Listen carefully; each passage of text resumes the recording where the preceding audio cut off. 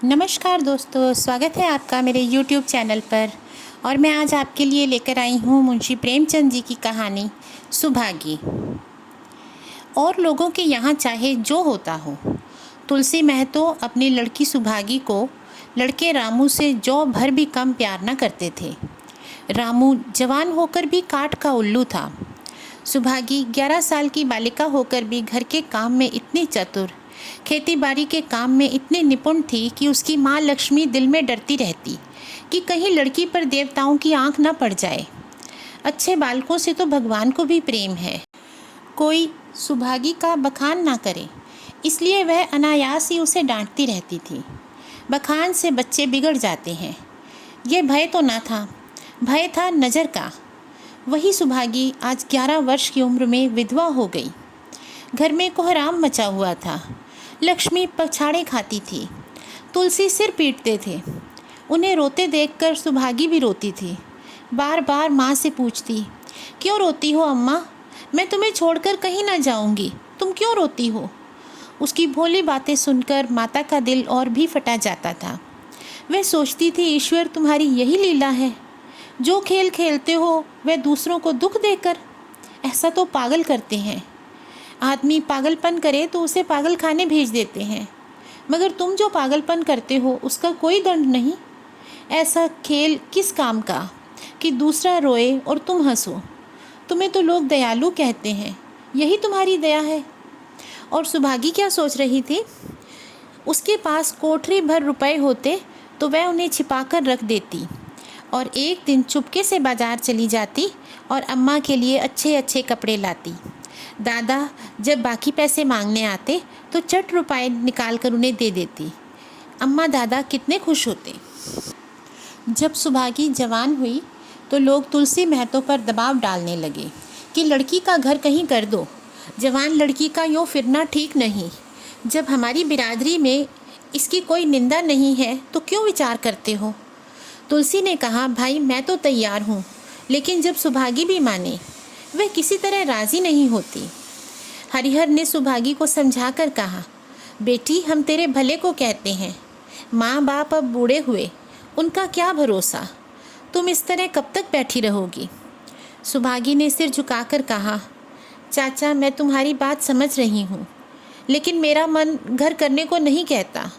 मुझे आराम की चिंता नहीं है, मैं सब कुछ झेलने को तैयार हूँ और जो काम तुम कहो वह सिर आँखों के बल करूँगी, मगर घर बसाने को मुझसे ना कहो।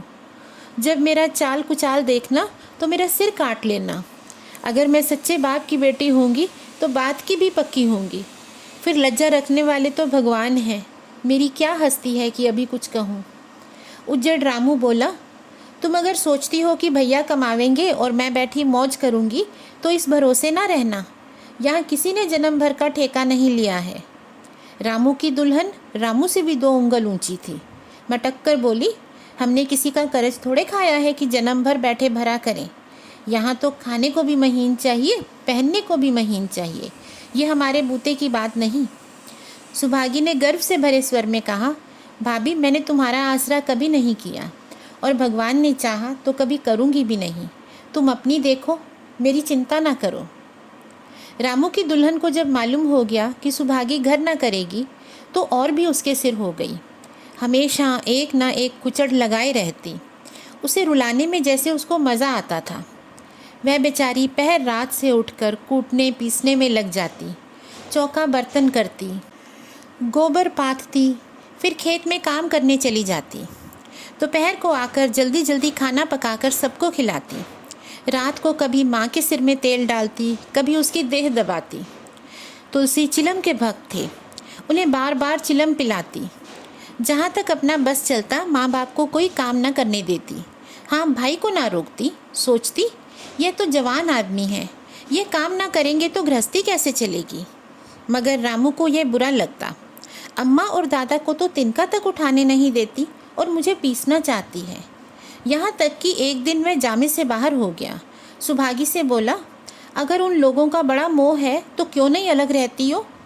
तब सेवा करो तो मालूम हो कि सेवा कड़वी लगती है कि मीठी। दूसरों के बल पर वाहवाही लेना आसान है, बहादुर वह है जो अपने बल पर काम करे। सुभागी ने तो कुछ जवाब न दिया। बात बढ़ जाने का भय था, मगर उसके माँ बाप बैठे सुन रहे थे।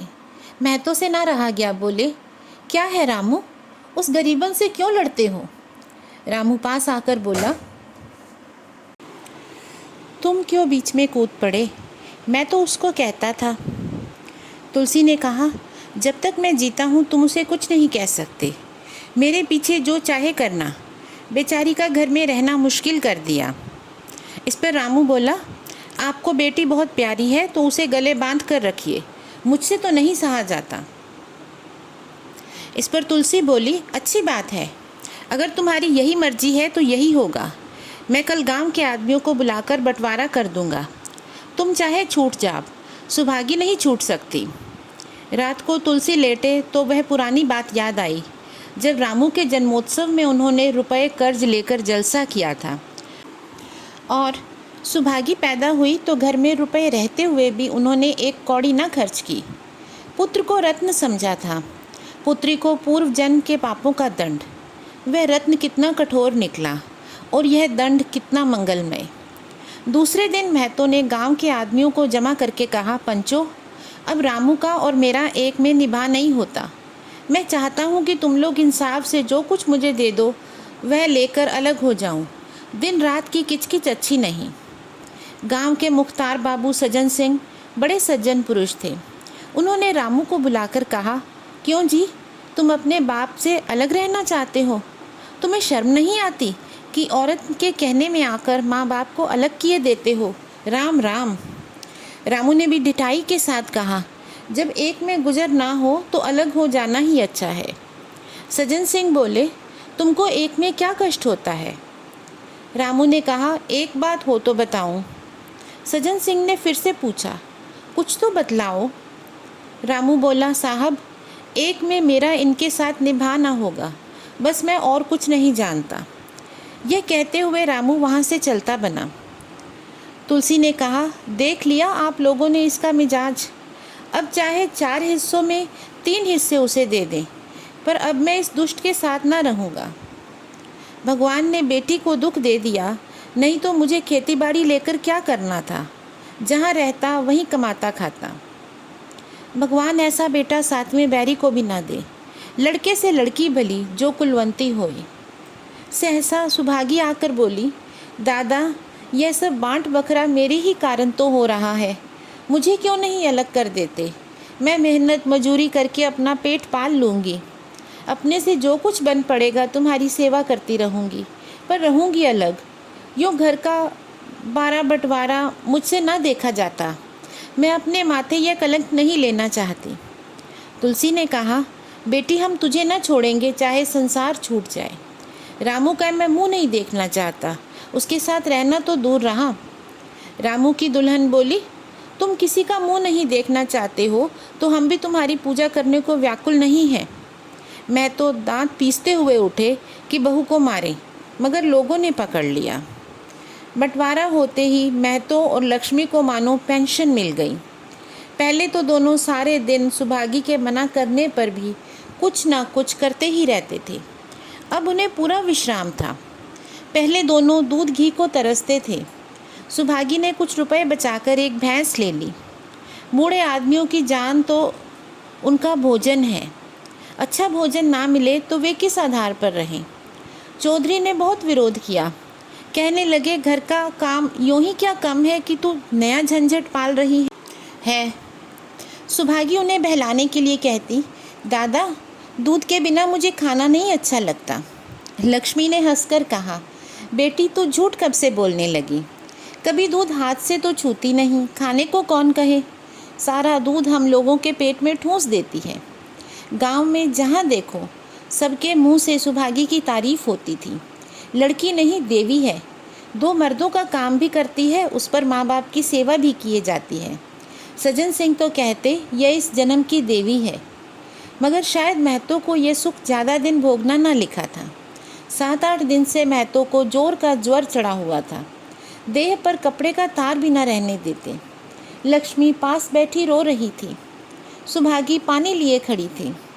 अभी एक क्षण पहले महतो ने पानी मांगा था, पर जब तक वह पानी लावे उनका जी डूब गया और हाथ पैर ठंडे हो गए।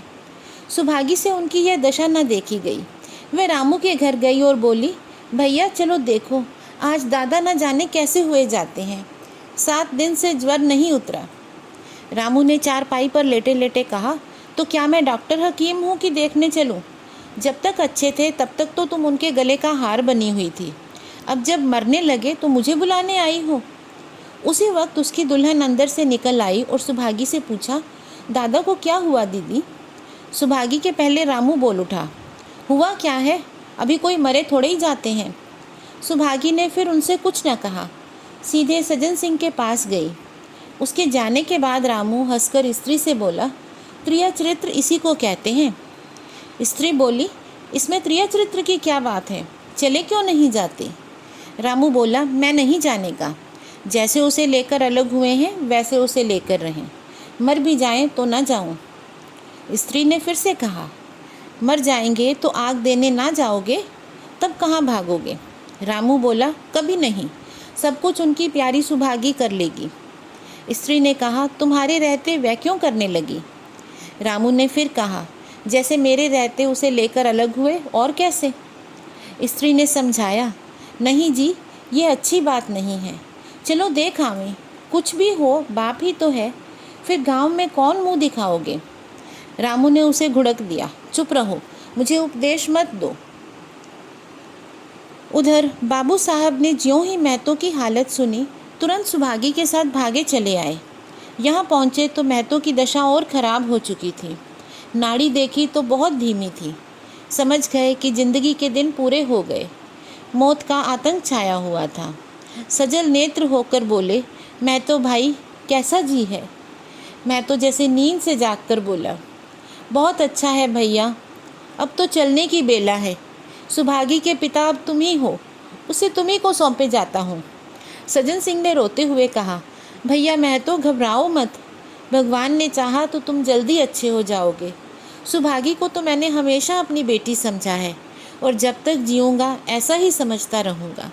तुम निश्चिंत रहो, मेरे रहते सुभागी या लक्ष्मी को कोई तिरछी आँख से ना देख सकेगा, और कुछ इच्छा हो तो वह भी कह दो।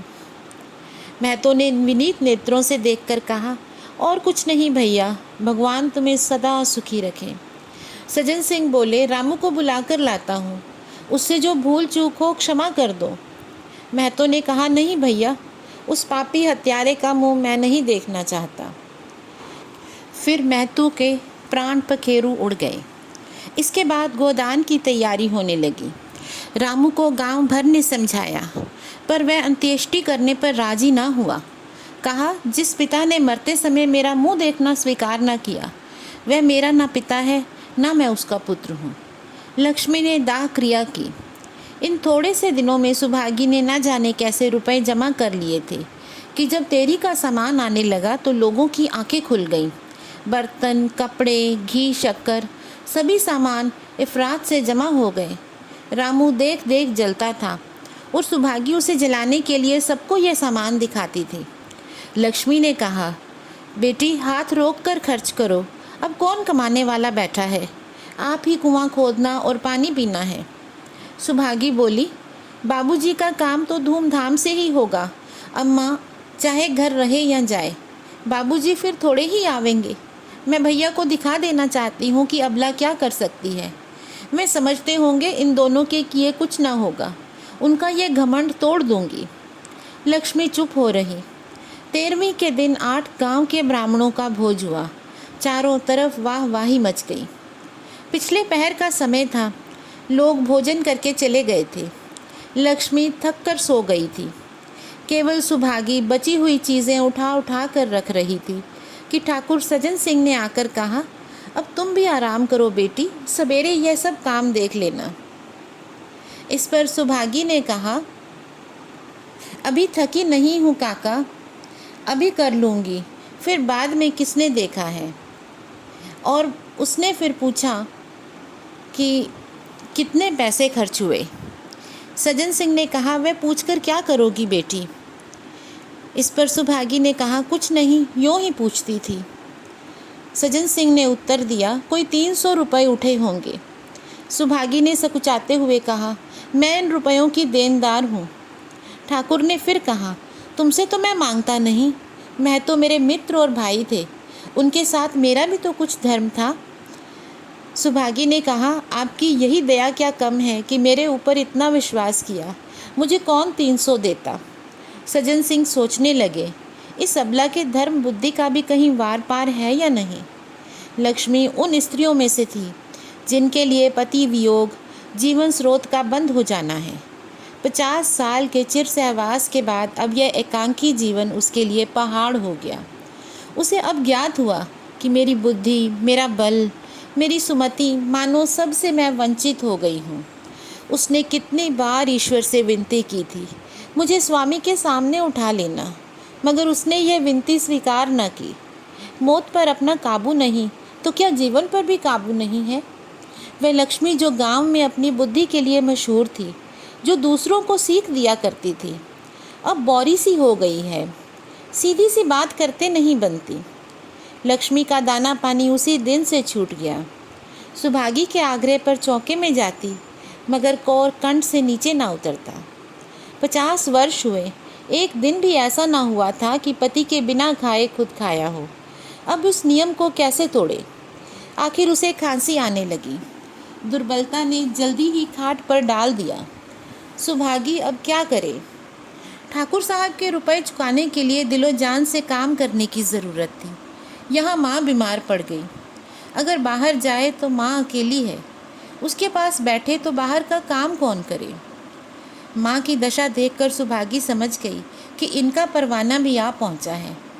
महतो को भी यही ज्वर था। गांव में और किसे फुर्सत थी कि दौड़ धूप करता।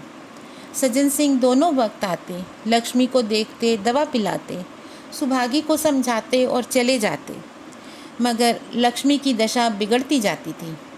यहाँ तक कि 15वें दिन वह भी संसार से सिधार गई।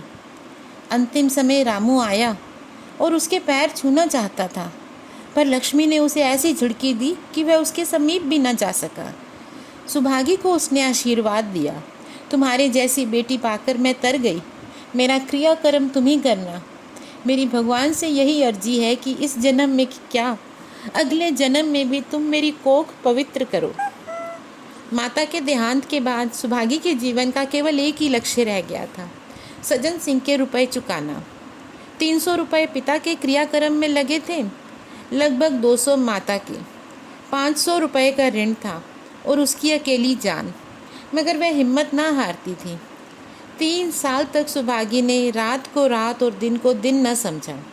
उसकी कार्य शक्ति और पौरुष देखकर लोग दांतों तले उंगली दबाते थे। दिन भर खेती बाड़ी का काम करने के बाद रात को 4-4 पसेरी आटा पीस डालती और 30वें दिन 15 रुपये लेकर सज्जन सिंह के घर पहुंच जाती। इसमें कभी नागा ना पड़ता। यह मानो प्रकृति का अटल नियम था। अब चारों ओर से उसकी सगाई के पैगाम आने लगे। सभी उसकी ओर मुंह फैलाए हुए थे। जिसके घर सुभागी जाएगी उसके भाग्य फिर जाएंगे। सुभागी यही जवाब देती, अभी वह दिन नहीं आया। जिस दिन सुभागी ने आखिरी किस्त चुकाई, उस दिन उसकी खुशी का ठिकाना ना था। आज उसके जीवन का कठोर व्रत पूरा हो गया था। वह चलने लगी तो सज्जन सिंह ने कहा, बेटी तुमसे मेरी एक प्रार्थना है। कहो कहूँ, कहो ना कहूँ, मगर वचन दो कि मानोगी। सुभागी ने कृतज्ञ भाव से देखकर कहा, दादा आपकी बात ना मानूंगी तो किसकी बात मानूंगी। मेरा तो रोया रोया आपका गुलाम है। सज्जन सिंह ने कहा, अगर तुम्हारे मन में यह भाव है तो मैं न कहूँगा। मैंने अब तक तुमसे इसलिए नहीं कहा कि तुम अपने को मेरा देनदार समझ रही थी। अब रुपए चुक गए। अब मेरा तुम्हारे ऊपर कोई एहसान नहीं है, रत्ती भर भी नहीं। अब बोलो तो बात कहूँ। सुभागी ने कहा, आपकी जो आज्ञा हो। सज्जन सिंह फिर से बोले, देखो इनकार न करना, नहीं तो मैं फिर तुम्हें अपना मुंह न दिखाऊंगा। सुभागी बोली, क्या आज्ञा है। सज्जन सिंह ने कहा, मेरी इच्छा है तुम मेरी बहू बनकर मेरे घर को पवित्र करो। मैं जात पात का कायल हूँ, मगर तुमने मेरे सारे बंधन तोड़ दिए। मेरा लड़का तुम्हारे नाम का पुजारी है, तुमने उसे 12 देखा है, बोलो मंजूर करती हो। सुभागी ने कहा, दादा इतना सम्मान पाकर तो मैं पागल हो जाऊंगी। सज्जन सिंह बोले, तुम्हारा सम्मान भगवान कर रहे हैं बेटी, तुम साक्षात भगवती का अवतार हो। सुभागी ने कहा, मैं तो आपको अपना पिता समझती हूँ। आप जो कुछ करेंगे मेरे भले के लिए करेंगे। आपके हुक्म को कैसे इनकार कर सकती हूँ। सज्जन सिंह ने उसके माथे पर हाथ रख कर कहा, बेटी तुम्हारा सुहाग अमर हो। तुमने मेरी बात रख ली। मुझसे भाग्यशाली संसार में कौन और होगा। दोस्तों, इसी तरह की और कहानियों को सुनने के लिए आप मेरे चैनल को लाइक करें, शेयर करें और सब्सक्राइब करें। अगर आपकी इच्छा किसी और कहानी को सुनने की है तो आप मुझे कमेंट सेक्शन के ज़रिए बता सकते हैं। मैं पूरी कोशिश करूँगी वो कहानी आपके पास लेकर आऊँ। धन्यवाद।